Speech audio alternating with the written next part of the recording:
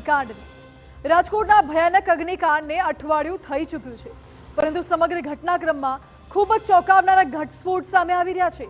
જ્યારે બીજી તરફ કેટલાક એવા પણ દ્રશ્યો છે કે જે જોનારની આંખમાં આંસુ લાવી દેશે।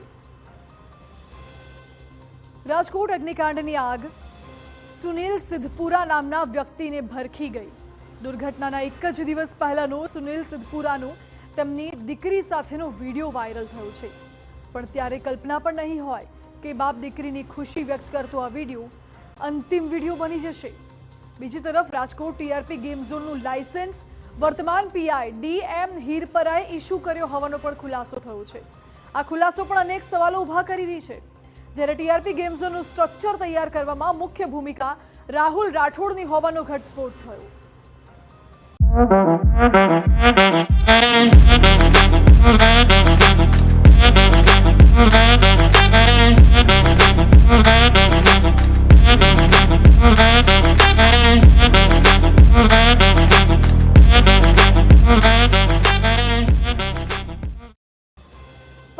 મેના રોજ રાજકોટના ટીઆરપી ગેમ ઝોનમાં ભયાનક અગ્નિકાંડ સર્જાયો અને આ આગ અનેક જીવતી જાગતી વ્યક્તિઓની સાથે તેમના પરિવારજનોના અરમાનોને પણ રાખ કરી ગઈ।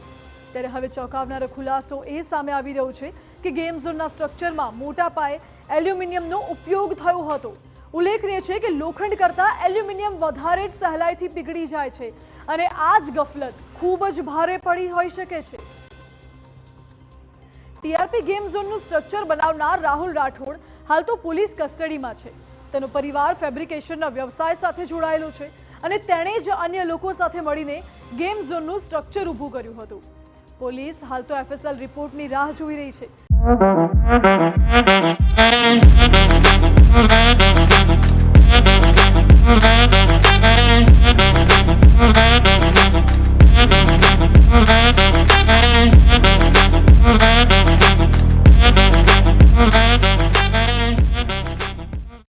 ટૂંકમાં કહીએ તો અનેકોની બેદરકારી જ માસૂમોના જીવને ભરખી ગઈ છે।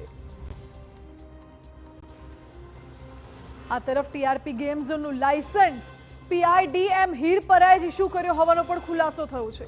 ટીવી9 પાસે લાયસન્સની કોપી સહિતના પુરાવા પણ છે, જે મુજબ ગેમ ઝોનના સંચાલક ધવલ ઠક્કરે 1 જાન્યુઆરીએ લાયસન્સ રિન્યુની અરજી કરી હતી અને પીઆઈ હીરપરાએ જ ધવલ કોર્પોરેશનના નામે લાયસન્સ રિન્યુ પણ કરી આપ્યું હતું। પરંતુ પીઆઈ હીરપરા હજુ પણ તાલુકા પોલીસ સ્ટેશનમાં ફરજ બજાવી રહ્યા છે, ત્યારે તેમના વિરુદ્ધ કોઈ પણ પ્રકારના પગલાં કેમ નથી લેવાઈ રહ્યા તેને લઈને ઉઠી રહ્યા છે અનેક સવાલો। ઘોર બેદરકારીઓ વચ્ચે આંખો ભીની કરતા દ્રશ્યો પણ સામે આવ્યા। આ ભયાનક દુર્ઘટનામાં ગેમ ઝોનમાં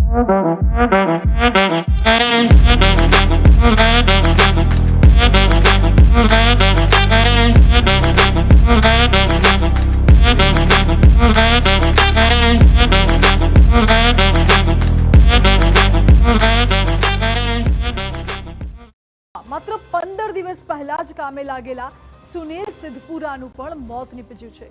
મૃતક સુનિલ દુર્ઘટનાના એક જ દિવસ પહેલા તેમની વહાલી દીકરી યામીને લઈને ગેમ ઝોન ગયા હતા।